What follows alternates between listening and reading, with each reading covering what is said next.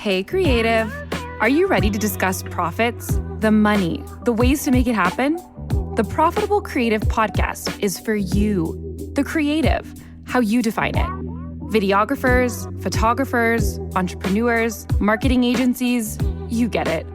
CEO of Core Group and author Christian Brim interviews industry experts, creative entrepreneurs, and professionals alike who strive to be creative and make money at the same time. Sound like you? Tune in now. It's time for profit. Welcome to another episode of The Profitable Creative, the only place on the interwebs where you will learn how to turn your passion into profit. I am your host, Christian Brim. Special shout out to our one listener in Polk City, Florida.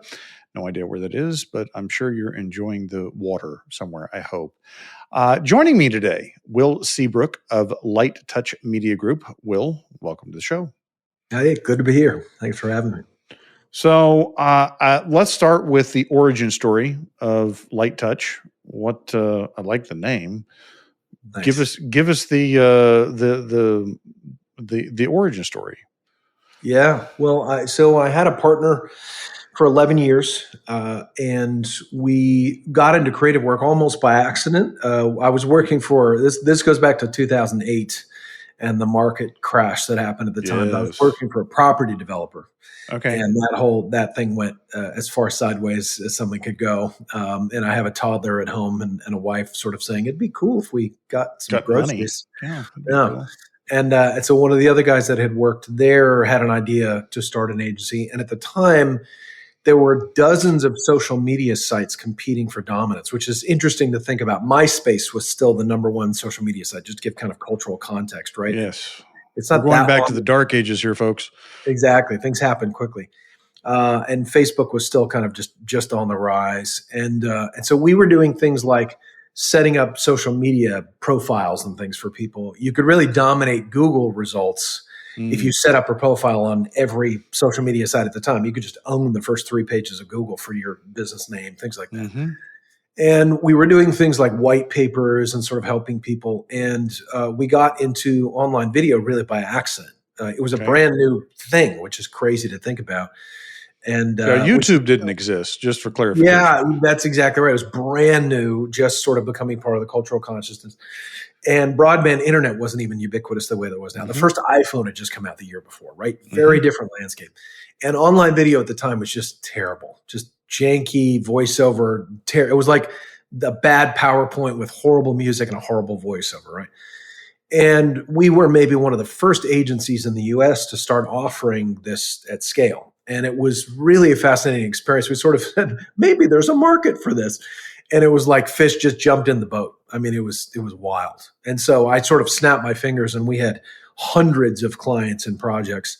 And the wheels almost fell off the cart for sure. Delivery became a serious problem pretty much overnight. And I had to hire a bunch of young kids and orient them and get them to make online videos, which was a new skill set, right? There wasn't like a blueprint or a roadmap for it. And it wasn't like now where the consumer tools had caught up. We were just making it all up as we went along. And it was a fascinating time. And I did thousands of projects like that. And then it sort of evolved as the market matured and evolved. We matured with it and offered higher end stuff, started doing TV commercials, things like that. And so after about 11 years, my partner and I, this was maybe his third or even fourth business. It was my first business. I had been a musician up until that point. So I'd had bands and record deals and things. And you still got married? She was not expecting a steady paycheck, is what I'm. No, she is one of a kind. She's a filmmaker as well, so okay. we're artists together. And so anyway, I went from not knowing much of anything about traditional business and having sort of an opinion to having very strong opinions after a decade of doing it. And so we decided that he wanted to do one thing, I wanted to do something else. And so I started Light Touch about 6 years ago. And my concept was to help people with just the amount of help that they needed, not to be heavy-handed, in other words, just a light touch on every little sort of part of it, all the way from sales and marketing through the production process, et cetera.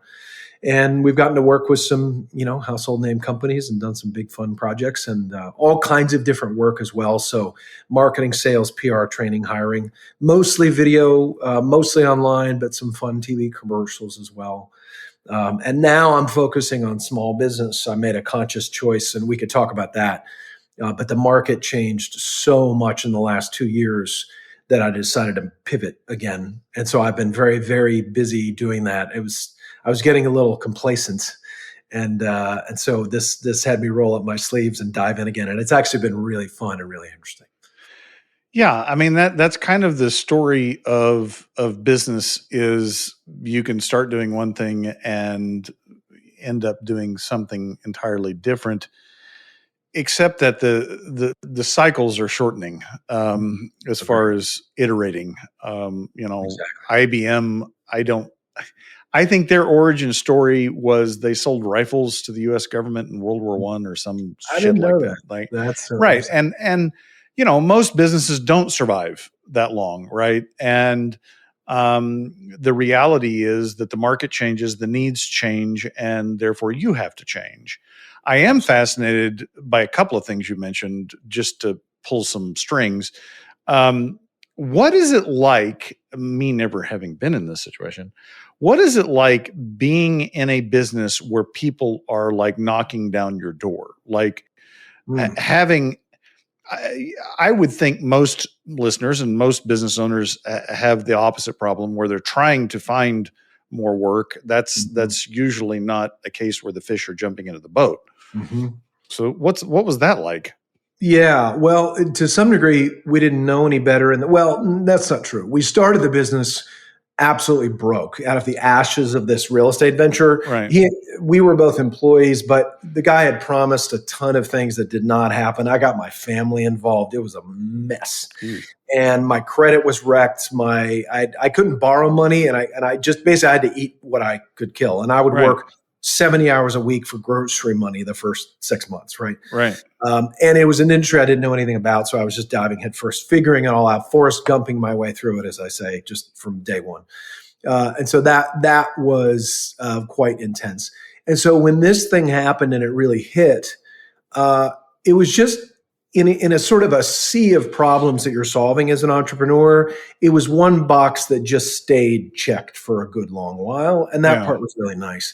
I think I don't know if it's the nature of entrepreneurship or just my personality, but I tend to focus on the problem that is most urgent at any given time. To some degree, you're keeping plates spinning, and the plate that's wobbling the most gets the most attention, right? Right. And so we were happy about it, no question. I think the thing that I really enjoyed was, frankly, how cheap and easy it was.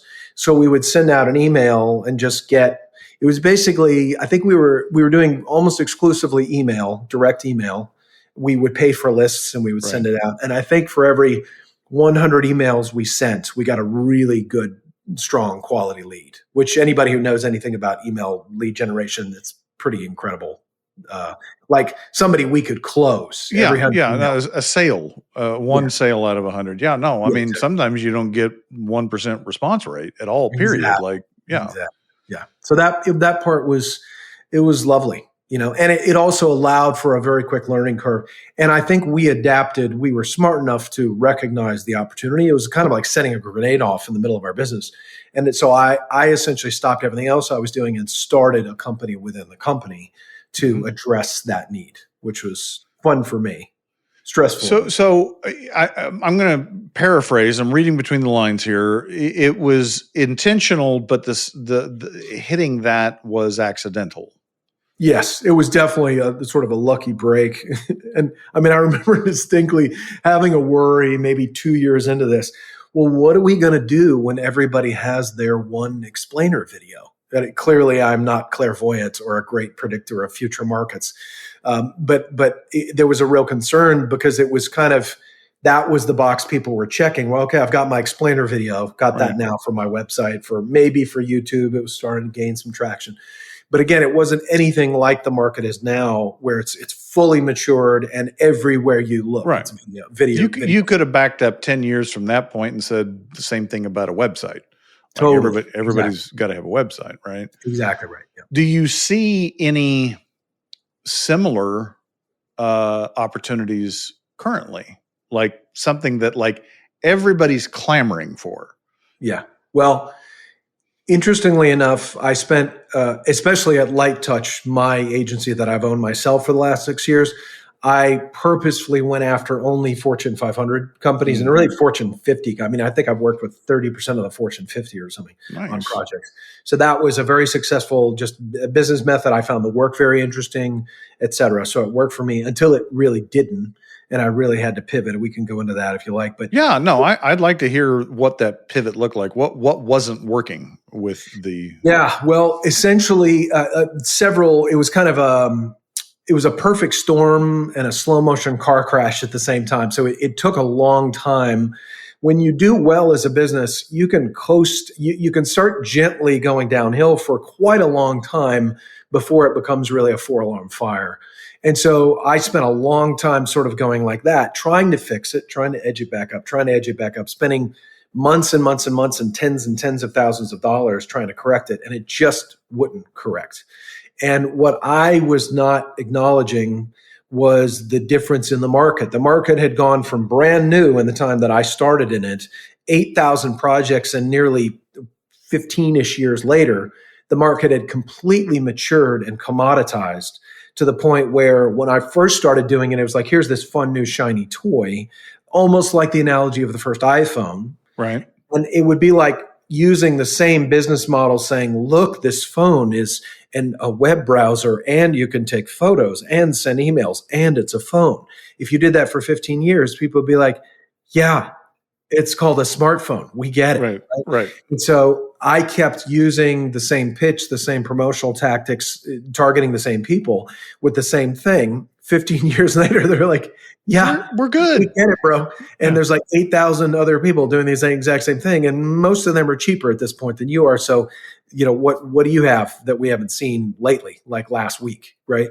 And so we just stopped getting responses, and AI just set off a nuclear bomb in the middle of virtually every industry, but certainly in the creative industry.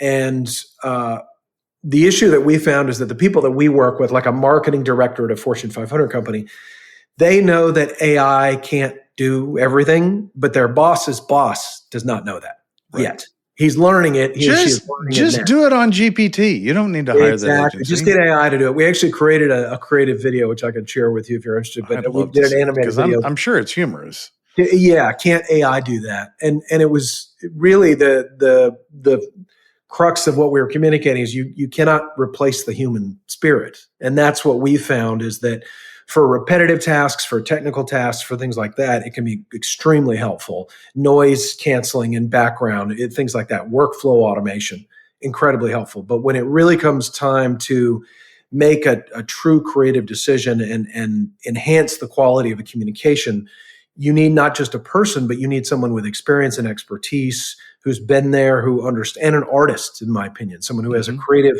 flair and also understands the technical aspects of things.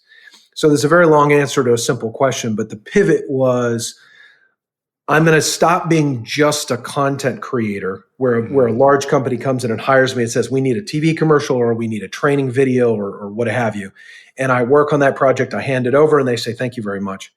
Now we're targeting small business owners, mainly medical practices, dentists, people like that. And we're doing everything for them. And I really enjoy that. These are my people. They're small business owners. I would say, especially with doctors of any kind who own their own practices, maybe 10% of them really are interested in marketing. They have they enjoy the concept of maybe being an influencer. They enjoy making videos. It's fun for them, right? Mm-hmm. Maybe 10%. 90% just want to help people. They just want to do what they went to school for. They want to be a great dentist. They want to be a great doctor. They're annoyed at all of this. They're overworked. They're stressed about. Most of them didn't go to business school of any kind. They went to medical. Doctors generally are very bad with numbers. Totally, and bad with business in general. And the other thing I'm finding, which is very new to me, is they're all traumatized by people taking advantage of them. And you know, when you go to a Fortune 500 marketing director, it's not their money. I've done work for all of these household name companies. They see the work, they see the companies. They're like, all right, he passed their vetting process. Clearly the guy knows what he's doing. He's probably fine. Our pricing is in line. We don't give them any reason to be concerned. But with these guys, they're like, you're the fifth marketing company I've talked to. All four of the others took thousands and thousands of my dollars and did not perform, full stop.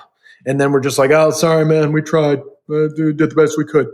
So we had to work through all of that, all those objection handlings, which is pretty. Yeah. Well, I mean, I kind of feel like I'm a prophet preaching this message because I keep saying it so much, is that there's a lot of crackhead energy out there in the marketing world. And I mean that in the sense that it's the marketing agencies are the crack dealers and the small businesses are the crack users. And there's this really dysfunctional thing going on where they're spending money, they're getting high, but there's no long-term benefit to the company or the provider, right? I mean, I was shocked to learn. I went to a mastermind of agency owners earlier this year, and they're sitting around talking about their numbers, and a 50% churn each year was considered acceptable. And I'm like back here in the corner and I'm like, that sounds awful. Like, doesn't that mean you're doing something wrong if you only have a customer for 6 months? Like, 100%. but it's just kind of accepted, right? Like, well, this is just the industry standard. And I'm like, yeah. As you were talking about AI, if you're talking about things that everybody wants, like a website, online video, iPhone, everybody wants. I don't know if there's a direct analogy, but AI seems to be the thing now that everybody's grappling with, like small business owners, right? Okay, so there's this AI out there. How do I use it? I'm wondering if a marketing agency could leverage that to say, we're gonna set up the AI to do your marketing for you, right? Like, that's exactly what we're doing. We're basically solving. Well, you're brilliant. Well, I like, on a good day, I have my days, I have my moments. When we work our way backward, I call it the cup of coffee drill. So what you envision, and I think this is so important as any sort of entrepreneur, anybody who sells a product or service, especially with services, because with a product, you have, in that case, it's a coffee mug or something, right? It's pretty standard, like, this is what it is, right? But especially with services, it's like, okay, well, what is the finished, call it a valuable final product, right? What is the final product here that has exchange value? I mean, someone's willing to pay me money for it, right? And so in this case, it's a steaming hot cup of delicious coffee. It could be a latte, cappuccino, whatever floats your boat, right? And what you do is you articulate that perfectly, because it's very different, right? It's like making cappuccino is different than black coffee or whatever, or a little espresso, right? It's a very different process, different machine, different everything, right? Right. So you have to start with where you're going to end up. Then you just take it one step. What's the step right before that, right? So in this case, you would need a mug to put it in. You would need the steaming hot, whatever pot, whatever container of coffee. You'd need whatever you're going to add into it, sugar, cream, etc., right? And a foamer if you need to foam it. So that these are the steps right before you're putting it together. Okay, well, what do you need before that? Well, you need beans, right? Coffee beans. Right. The grinder, are they pre-ground, etc. And you work your way from the cup of coffee all the way back to where you are right this minute. And the beauty of working it backward is that you're not going to miss anything if you're just logical about it and just observing what's needed. You're not going to skip out on vital steps. Whereas if you're just sort of an entrepreneur saying, well, I really want to do this thing, but I don't know exactly what it is. I don't know where I'm going to end up. It's like trying to set your map, your GPS, and you don't know the address or the coordinates. You're only ever going to have so much success doing that because you don't know exactly where you're going. But if you start with the destination, it's as simple as working your way back step by step by step. That's always been very successful for me. So when we made this pivot, I said, I'm going to help these guys solve their real world problems because they don't care about marketing solutions or the latest and greatest widget or whatever it is that I'm selling them. They don't care about AI. They care about what AI can do for their business. And what these guys care about, in my experience, is new qualified patient leads in the door, predictably, scalably, affordably. That's it. They just want new patients. So every single thing that we do is designed to facilitate new patients. And we're using advertising, we're using social content, we're using AI. We built AI agents, text and voice, and we're building these landing pages. We're driving traffic to those landing pages, and 24 hours a day, somebody can text, well, I have this thing, or I've been told Invisalign won't work for me. Right. Actually, here it will. And we program the answers. So it's like the doctor is there on call, and you only have to program it once and they get it right. And the AI is smart enough now that it actually really does a genuinely great job. And you can get on a phone call, and I'm very transparent. This is important to me because you've had calls with AI and you may or may not have known that it was AI. I've had lots of voicemails. I haven't had to talk to anybody yet. Yeah. They're getting so good now that it can take a moment. Like, I thought this is AI, actually. No. I'm I only know it's AI because I keep blocking the numbers and they keep rolling to a new number, and the voice, like the messaging, and it just, you can tell, like it sounds real, but it just doesn't feel real. Yeah. But if you know you're talking to a robot to begin with, then you're pretty impressed with the robot, and it's answering questions, and so that part's been really fun and interesting. And I went from being the kind of business owner who was apprehensive about AI, stressed, frustrated, feeling like this thing has come in and ruined my game that I had a really good thing going, and this thing came in and shot it all to pieces, to being the person now who can take advantage of this, and I'm eager to learn, and I'm discovering new things every day, and I've really shifted my viewpoint. I had to make a very conscious decision. I said, this is a tsunami that is coming. It's coming for everybody. And you can protest it. I have friends, agency owners, other people, I'll see them online. This isn't okay, and they shouldn't do this. And I'm like, guys, the train has left the station. It literally is into the wind. Yeah, and shaking your fist at the sun. Like, I mean. Exactly. Yeah, like you're going to get sunburned.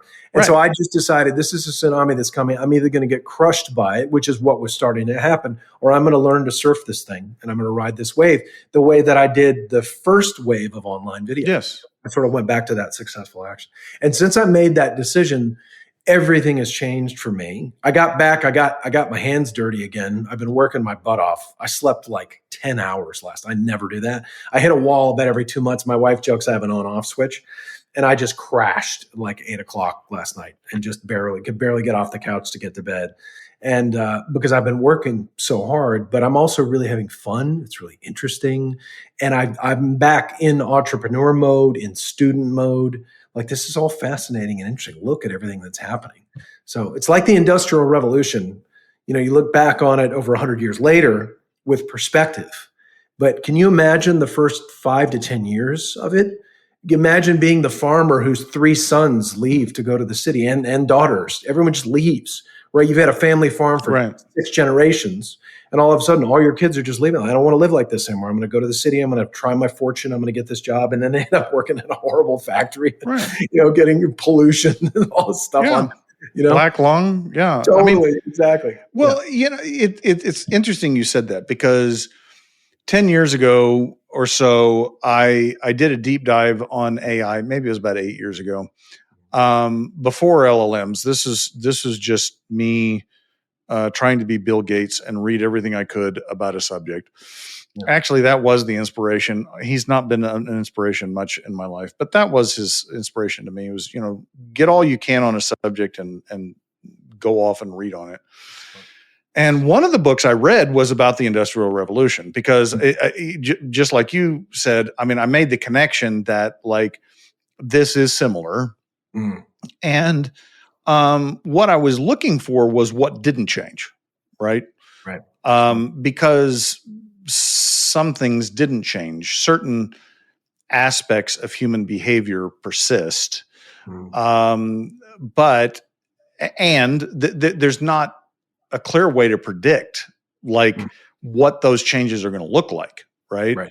especially when you're in the middle of it. But you can even go back to the advent of the internet and how initially I see a lot of similarities to where we are to the late 90s, where the internet is there, everybody's pouring money into it, and everybody's buzzing about it, but but few people have figured out actually how to make money with it, right?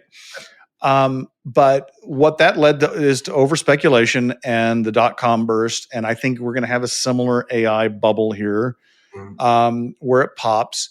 And then you're going to see the people come in and make real money with it.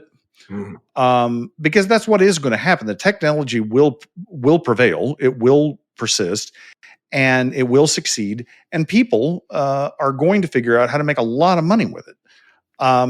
But to your point, if you're just going to stand there and scream at it, you've got the wrong attitude because you can't stop it. Well, and I think there's never been more of a golden age to be an entrepreneur than now, because you've got almost somebody you can bounce ideas off of. There's this wealth of information and knowledge, and you still have to make judgment calls. They're still hallucinating. You can't just take it all at face value. But I say to my 19-year-old son all the time, and anybody else who will listen, that prompting is the number one thing they should be teaching young people now more than ever before. And I liken it to being an executive. An executive's job is to get other people to do work and to do work well and not be unhappy about it. They may not love it. It may not be like the greatest job in the world, depending on what they're doing, but you want people to enjoy their work enough that they want to keep showing up and doing it and being a good team member, things like that. And prompting is the same thing in my experience with AI. If you give it a genuinely fantastic prompt, typically AI is going to give you back some very helpful, useful information. If you give it a mediocre to poor prompt, it's going to give you bad results, sometimes catastrophically bad. And so just learning, it's almost like anybody who's willing to have an entrepreneurial viewpoint or an executive viewpoint has a better chance of succeeding and just more opportunity. And it's just kind of this wide open Wild West sort of landscape that we haven't had in a long time, really probably since the turn of the millennium, right? Right. And now it's coming around again. And I think that if you embrace it and you make a game out of it, then you can do really well. You just can't take it all so deathly seriously, because it's going to feel very serious if you take it all super seriously. But if you have fun with it, there's just kind of infinite opportunity in front of people. Yeah, I think when approaching AI, I think you look at it exactly as how you've looked at it, is how can I use it to solve a problem, right? And you can even use AI to help you figure out how to solve the problem. But the two things that I think that are critical in using AI is one, judgment, which that's a very broad term, and a lot of judgment comes with experience, with wisdom, with understanding whether what the output makes sense, whether it lines up with what you're wanting, right? So that's judgment to me, and also context. Like, a medical AI may be able to take all of your imaging and all of your symptoms, all your blood work, all of that, and give you a diagnosis that's accurate, right? Like, most likely it's this, most likely it's this, and these are the outliers. Okay. What the hell do you do with that information? Right? That's the context. Right. The AI doesn't understand your family situation, your personal history, like your goals, your desires. Hey, creatives. Yeah, you with the 47 Chrome tabs open and a vision board full of vibes, but no damn strategy. It's time to clean house. October 23rd and 24th, OKC, the Fordson. Welcome to the Creative Revolution, the 2-day workshop that's basically a business cleanse with glitter and grit. 4 powerhouse keynotes from real creatives who scaled without selling their soul.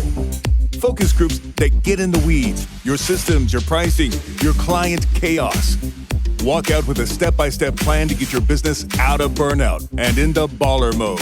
Oh, and the collabs, happy hours, and big energy combos, that's where the magic really happens. Early bird ticks, live now. But don't sleep. This room's for creatives ready to grow. Not just manifest. CreativeRevolution.live. creative chaos is cute until it costs you. Show up, scale up. Let's go. One of the best books I read during that time was a book called Prediction Machines. And it was not written by computer scientists. It was written by economists. Mm. And they talked about what the age of AI was going to look like as predictions became cheaper next to zero. And it was judgment and context was going to be the in demand, because all of these answers are going to be out there for you. But do you know how to use them? Do you have the wisdom, the experience to interpret the results? And the other thing was being able to understand, which you spoke to, the machine's limitations, like the machine's blind spots, and being able to work with the machine to get the results that you want. And that book's probably 10 years old, and I think it was prescient. I mean, that's exactly what you see. But also in dealing with AI, you have to have the ability to think rationally, and that is a skill that's lost a lot in our education and in our society. Like just the be able, going back just like the Socratic method. Like, do you know how to think? Do you know how to reason? And I think you're exactly right telling people that's what they need to learn. Yeah. I feel extremely fortunate to be of the generation. I'm basically Gen X, I think. I was born in 1976. Yes. And so, And I think we really had the best of both worlds. Like the internet became really public. I had my first internet connection the summer after I graduated high school. So it was available here and there, but it became widely available, and it was dial-up and slow as molasses. You had to load AOL before you could, Totally, yeah. It wasn't remotely what it is now. And so we had the experience as kids of just going out. There were no cell phones and things like that. And so we just went out and were out socializing out in the world, getting our knees skinned up and breaking bones and just having an interesting life experience. And not to say that people don't have that now, but I think it is very hard to compete with the little screen. I mean, the little screen is designed, built from the ground up to keep you glued to it every moment. It's like the Pixar movie WALL-E. I don't know if you ever saw that. I didn't. I know the movie, but I didn't see it. It's so worth seeing. It's really, just as an adult, it's a charming movie anyway. But I don't know that they meant it exactly as a warning, but it was again prescient in terms of what we're all sort of turning into, right? And I don't remember his name, but there's a photographer, and he takes portraits of people in certain settings, and then he digitally removes the phones from them. So you just see people interacting or not interacting as they're in close proximity with each other, and you'll just sort of see a hand there, but you don't see the phone, and it's really eerie and interesting. And so I'm very grateful, and I also think that it's sort of the pendulum is maybe going to swing back in the sense of people who are life experience is going to matter again more than I feel like it has in the last 10 years. I think we sort of did this social experiment where young people, to their credit, had tools and the ability to communicate and gain attention and gain an audience in a way that they never did before. And they really did. And I think people started more than ever sort of listening to young people like, okay, they're the future. They have it all figured out. They're going to sort of tell us how the world is. And I think people maybe my age and a little bit older are like, well, okay, hang on. Like, I get it. You guys definitely have some really great stuff to say, but like, we're not total morons either. Like, we've been through some stuff that you guys haven't been through yet. Right. And I think that I think there's maybe a pendulum swing coming in that regard as well. As you were saying, that life experience, expertise, perspective is going to matter again in a way, almost like it went out of fashion for a minute. And now everyone's like, all right, it'd be cool to have somebody who knows what they're doing. I know from my own experience that having lived a bit of life, it feels good. It feels good to know what I'm talking about. It feels good to go to somebody and say, okay, I'm not just making this up. I know this because I've done this thousands of times. Yes. Because someone will say, yeah, but this is wrong. And I'm like, no, it's not. And here's why. And I've seen it over and over. And I tried it that way. I tried it that way 100 times, and it didn't work 100 times. But this works, and here's why. And that, in my experience, comes with trial and error and doing it the right way a bunch and doing it the wrong way a bunch. And that it takes time to get there, you know? Yeah. And I think in marketing, it's really important because some of those fundamental human conditions and behaviors don't change, Right. or the motivations don't change, right? And so you can't. People are not levers. You can't flip this switch and know that they're going to do exactly that. They're predictably unpredictable. Right. But that's where the judgment comes in. It's like, yeah, I think that people are going to react this way, but I'm not 100% sure. But my experience tells me, based upon these things, that yeah. I'm going to pivot a minute and ask you about the dissolution of your partnership, because that's also fascinating to me.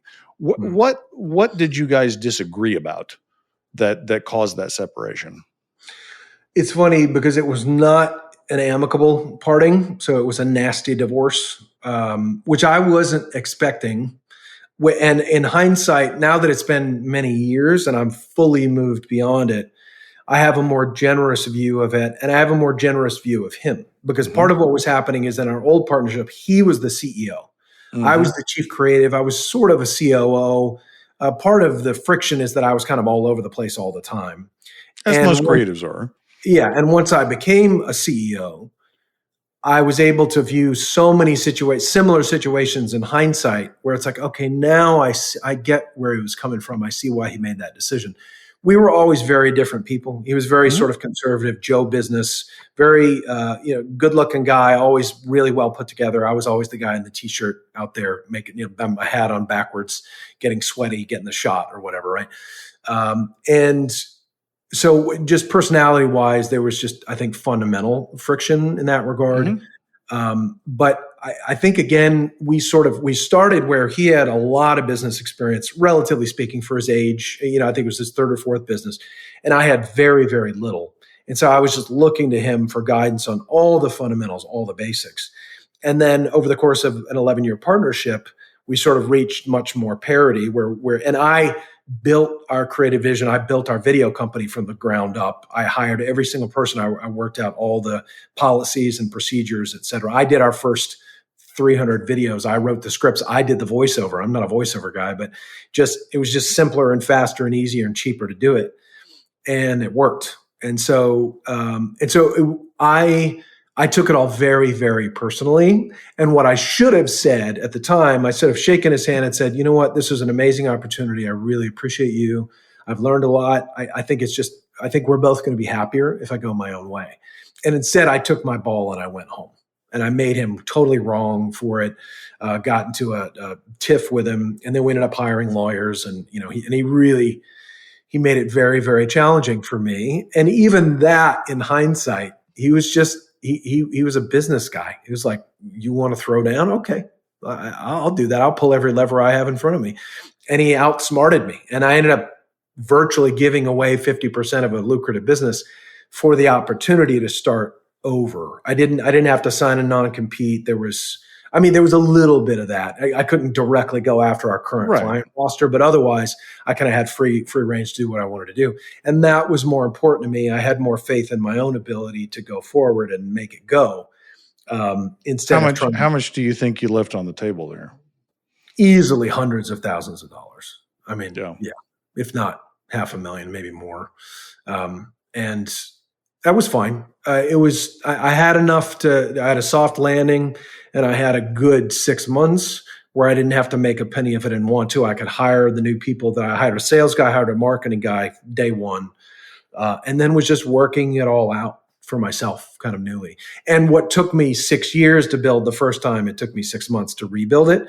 And I got to keep all the stuff I liked, but I got to get rid of, because I was starting over, I could get rid of anything that had been bugging me, but it was just so institutionally, it's like trying to steer the Titanic. It's hard. You can't pivot on a dime, but when it's brand new, it's all hypothetical. You can do whatever you want.